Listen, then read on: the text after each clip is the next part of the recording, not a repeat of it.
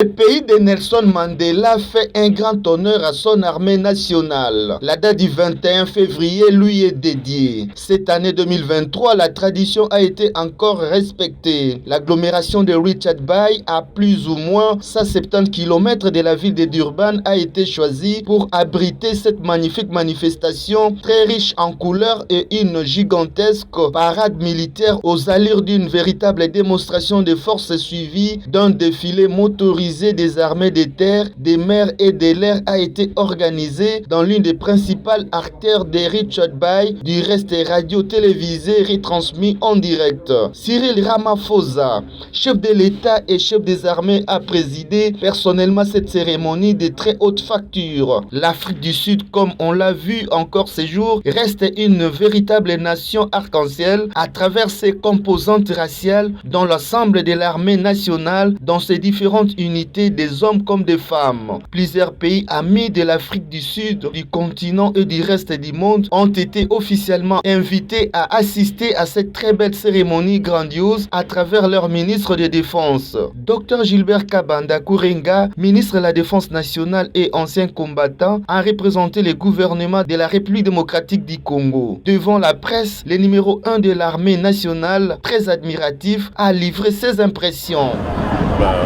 Vous avez vu, tous les engins que vous avez vu défiler sont à 90% produits en Afrique du Sud.